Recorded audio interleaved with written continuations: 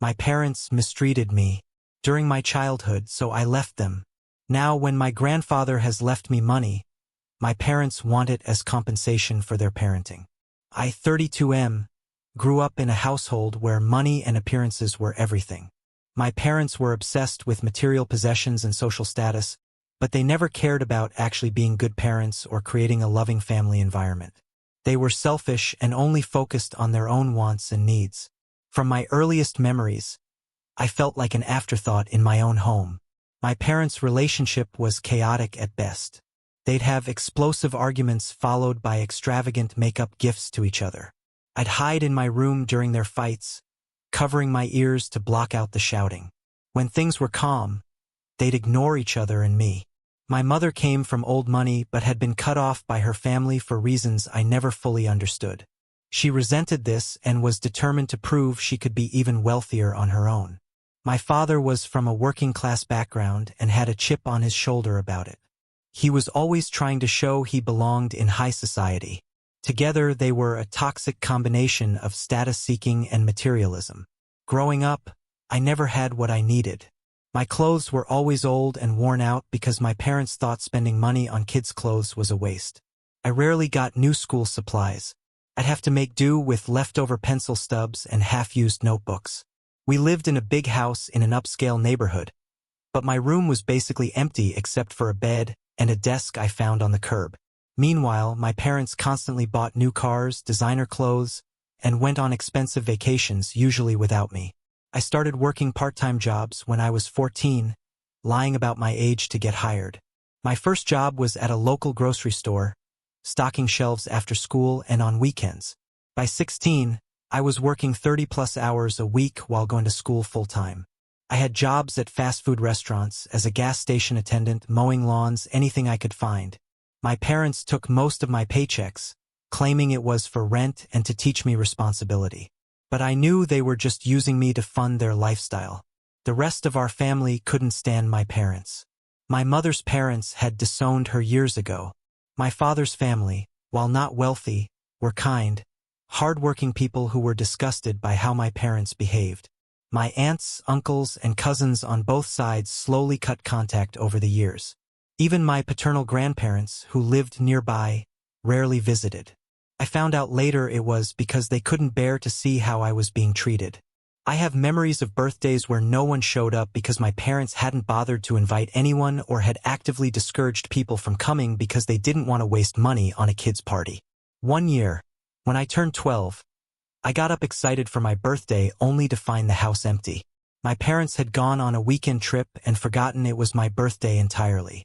I spent the day alone, heating up a frozen dinner and watching TV. Christmases were no better. I'd get nothing or maybe one small, cheap gift, while my parents exchanged expensive jewelry, electronics, and designer items. One Christmas, when I was 9, I got a used coloring book with half the pages already colored and a broken toy car my dad had found in his office. Meanwhile, my mom unwrapped a diamond necklace and my dad got a new Rolex. I was often left home alone for days at a time, starting when I was about 12 so they could go on trips. They'd leave some money for pizza and tell me not to answer the door or phone. I'd spend these days in constant anxiety, jumping at every noise and worrying about what would happen if there was an emergency. School was a challenge because my parents couldn't be bothered with any part of it. I had to forge their signatures on permission slips and report cards. Parent-teacher conferences would come and go without them showing up. When I needed help with homework, I was on my own. Despite this, I managed to do well in school. It was my escape in a way. Teachers were often the only adults who showed any interest in my well-being. There was never any physical abuse, but the emotional neglect was constant. My parents would criticize everything about me. My appearance, my interests, my friends. On the rare occasions I was allowed to have friends over, nothing was ever good enough. They'd compare me unfavorably to the children of their wealthy friends, asking why I couldn't be more like them. As soon as I turned 18, I left and never looked back. I'd been planning my escape for years, saving every penny I could hide from my parents. I put myself through college working multiple jobs. It was hard, but still better than living with them. I went completely no contact, changed my number, moved across the country, the works. I heard through extended family that they'd barely noticed I was gone. Over the past 14 years, I've built a good life for myself. I have a successful career in software development, a modest but comfortable house and some savings. All the things my parents prioritized, but I earned them honestly. I also have close friends who are like family to me. I've done a lot of work in therapy to process my childhood and learn to form healthy relationships. I thought I'd put all the drama with my parents behind me. Then last week, I got a call from my grandmother, my dad's mom. We hadn't spoken in years, but she'd managed to track me down.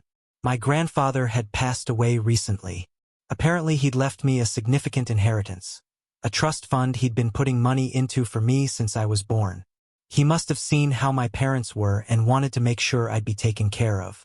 I was touched that my grandfather had thought of me, even though we weren't close. The inheritance isn't life-changing, but it's a nice nest egg that will help secure my future. I told my grandmother I was grateful, and we had a good conversation catching up after all these years. She filled me in on some family news and apologized for not doing more when I was younger. It was a bittersweet conversation, but overall positive. Somehow, my parents found out about the inheritance. Now they're blowing up my phone demanding that I give them the money. They're saying I owe them for raising me and that they deserve compensation for being my parents. They're threatening to sue me if I don't hand it over. I'm furious. They were terrible parents who neglected and exploited me.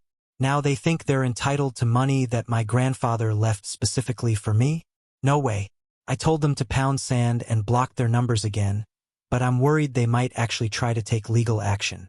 Can they really sue me for this? Do I need to get a lawyer? I don't want to give them a penny, but I also don't want to get dragged into a long legal battle. Any advice on how to handle this would be appreciated. Update 1. Thanks for all the supportive comments on my last post. A lot has happened in the past couple weeks, so I wanted to give an update. First, I took the advice many of you gave and consulted with a lawyer. He assured me that my parents have absolutely no legal claim to my inheritance. The trust was set up solely in my name by my grandfather, so it's 100% mine. My lawyer sent my parents a strongly worded cease and desist letter telling them to back off. Unfortunately, that didn't stop them. A few days after my lawyer sent the letter, I was served with actual lawsuit papers. My parents are suing me for parental support and trying to claim my inheritance as repayment for raising me. The lawsuit is full of lies about how they supposedly sacrificed everything for me and how ungrateful I am. Reading through their claims brought back a lot of painful memories I tried to forget, like the time when I was 10 and broke my arm falling off my bike. I'd been riding alone because my parents never taught me or bought me safety gear. When I came home crying, my mom yelled at me for interrupting her TV show. My parents refused to take me to the doctor because they had tickets to a concert that night. I ended up having to call my friend's mom to take me to the ER. My parents were furious about the medical bill and grounded me for a month for being careless. There were so many instances of neglect and emotional abuse. Times they forgot to pick me up from school and I had to walk miles home. I remember one winter evening when I was 13, waiting outside the school for hours in the freezing cold. When I finally got home, blue-lipped and shivering, my parents were hosting a dinner party and told me to go to my room so I wouldn't bother the guests. The lawsuit also brought up memories of the screaming fights where they'd tell me I was worthless and they wished I'd never been born. Anytime I did something they didn't like, got a B on a test, forgot to do a chore, or even just expressed an opinion they disagreed with, it would trigger a lecture about how I was a disappointment and a burden. There was constant criticism about my appearance, my grades, everything. Nothing was ever good enough for them. I remember when I was 16, I saved up for months to buy a guitar. Music was my passion and my escape. The day I brought it home, my father smashed it to pieces, saying I was wasting my time on silly hobbies instead of focusing on getting into an Ivy League school. One particularly vivid memory their lawsuit brought up was my high school graduation. I'd worked so hard to graduate with honors despite everything. My parents didn't even show up to the ceremony. They were on a shopping trip in New York. When I got home that night, the house was empty except for a note saying, "Congrats, we're in the Hamptons for the weekend. Don't throw any parties." That was the moment I knew I had to get out as soon as I turned 18. Anyway, My lawyer says their lawsuit is frivolous and will almost certainly get thrown out. But we still have to go through the motions of responding, and potentially even appearing in court. It's stressful and bringing up a lot of old trauma, but I'm determined not to let them manipulate or bully me anymore. I've also been in contact more with my grandmother. She's furious at my parents for this and has offered to testify on my behalf if needed about how they treated me growing up. It's nice to have some family on my side for once. She's been sharing stories about my grandfather and how he always worried about me. Apparently, he tried to intervene a few times when I was younger, but my parents threatened to cut off all contact if he interfered. So he started the trust fund in secret, hoping it would help me someday. That's where things stand for now. I'll post another update once there are new developments with the lawsuit. Thanks again for all the support. It really means a lot after feeling alone with this for so long. Update 2. Hey everyone. I'm back with another update on the situation with my parents and the inheritance lawsuit. We had our first court appearance last week. It was just a preliminary hearing, but it was still incredibly stressful. Seeing my parents in person for the first time in 14 years brought up a lot of emotions. They looked older, of course, but still had that same entitled, arrogant attitude. My mother was dripping in expensive jewelry, and my father was wearing a suit that probably cost more than my first car. Their lawyer tried to paint this picture of devoted parents who sacrificed everything for their child, only to be cruelly abandoned. It was infuriating to hear such blatant lies. They claimed they had given me a loving home, paid for the best schools, and supported all my endeavors. In reality, I went to public school, and they never came to a single school event. They talked about family vacations that never happened, and hobbies they had encouraged, when in fact they had actively discouraged any interests I had. My lawyer did a great job countering their claims, though. He presented evidence of my work history starting at age 14, school records showing my parents' lack of involvement, and even some old medical records documenting injuries and illnesses that went untreated. He had statements from some of my old teachers about how they had tried to contact my parents multiple times about concerns for my well-being, but never got any response. One piece of evidence that seemed to really impact the judge was my high school yearbook. In the parent dedication section, where most kids had heartfelt messages from their parents, mine was blank. My lawyer pointed out that this was because my parents hadn't even responded to multiple requests from the yearbook committee. The judge seemed skeptical of my parents' case from the start. She asked them pointed questions about why they never reported me as a runaway if I'd truly abandoned them at 18. She also wanted to know why they'd made no effort to contact me in 14 years if they cared so much. My parents fumbled their answers, contradicting each other and getting defensive. My mother claimed she had tried to call me many times, a lie I would have known if she had. My father said he thought I needed space to grow up and didn't want to interfere with my life. It was almost satisfying to see them squirm, almost. Mostly, it just made me sad to see how pathetic they really are. The most dramatic moment came when my grandmother testified. She described in detail how my parents had neglected me, how she tried to intervene, but they'd shut her out. She talked about times she'd come over to find me alone as a small child, unfed and unwashed, about how my parents would pawn me off on relatives for weeks at a time to go on trips, how they'd blow off my school events and extracurriculars. She recounted one incident when I was about 7. My parents had left me with her for a weekend, which turned into a week, then 2 weeks. They were supposedly on a business trip, but my grandmother later found out they'd actually been on a luxury cruise. When they finally came to pick me up, they acted annoyed, as if caring for me had been a huge imposition on my grandmother. My mother actually tried to lunge at my grandmother, screaming that she was a liar. The bailiff had to restrain her. It was chaos. My father just sat there with a stony expression, not even trying to calm my mother down. The judge was not impressed and scolded my parents for their behavior. In the end, the judge said she'd review everything and issue a ruling soon on whether the case could proceed, but she strongly hinted that she was inclined to dismiss it. My lawyer is confident it will be thrown out. As stressful as the hearing was, I actually feel relieved. For so long I'd carried this fear that maybe I was wrong. Maybe I'd misjudged my parents. Seeing them in court, hearing their lies, watching their masks slip, it validated everything I've felt all these years. They really are selfish, abusive people who never cared about me. I'm still processing a lot of emotions from the hearing. It brought up so many old memories and feelings. But I'm proud of myself for standing my ground and not letting them manipulate me. Whatever the judge decides, I know I'm doing the right thing by keeping them out of my life. I'll post a final update once we get the official ruling. Thanks again for all the support. It's really helped me stay strong through this. Update 3. Final update on the inheritance situation with my parents. The judge issued her ruling yesterday and, as expected, she dismissed my parents' lawsuit entirely. She called their claims frivolous and without merit, and even took the unusual step of ordering them to pay my legal fees. In her written opinion, the judge didn't hold back. She said there was overwhelming evidence that my parents had been neglectful at best and abusive at worst. She cited specific incidents from my childhood that came out during testimony, like the broken arm story and the times I was left alone for days. The judge also noted that my parents had made no effort to contact me for 14 years until money was involved. She said this showed their lawsuit was purely motivated by greed, not any genuine concern for me. She was particularly critical of their behavior in court, saying it demonstrated a continued pattern of putting their own interests above their child's well-being. My parents were in the courtroom when the ruling was read. My mom started sobbing dramatically while my dad just glared at me. I kept my composure, but inside I felt an enormous sense of relief and vindication. It was like a weight I'd been carrying for years had finally been lifted.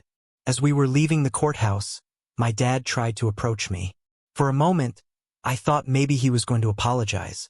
Instead, he hissed that I was ungrateful and that I'd regret this. He said something about how I'd come crawling back when I needed them.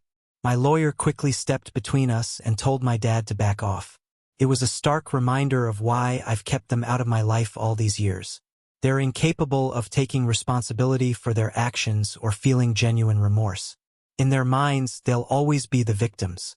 Even faced with a judge's ruling and mountains of evidence, they still can't admit they did anything wrong. I'm glad this ordeal is over, but I know it's not really the end. My parents will probably try to harass me again in the future if they think they can get money out of me. I'm going to talk to my lawyer about possibly getting a restraining order.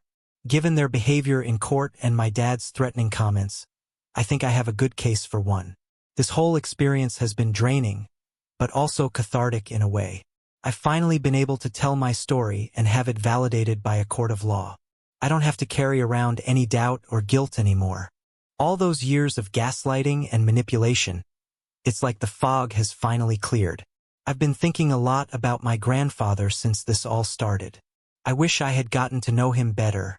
My grandmother has been sharing more stories about him, and it seems like he was a good man who really cared about me. I'm grateful for the gift he left me. Not just the money, but the knowledge that someone in my family was looking out for me all along. For now, I'm just focusing on moving forward. I'm going to take some time to relax and process everything. My friends have been incredibly supportive throughout this whole ordeal, and we're planning a small celebration dinner this weekend. It feels good to have people in my life who genuinely care about me. I'm thinking about using some of the inheritance to take a nice vacation. My first real vacation ever. Somewhere tropical where I can sit on a beach and not think about family drama for a while. Maybe I'll finally learn to surf or try scuba diving. I want to start making positive memories to balance out all the negative ones from my childhood.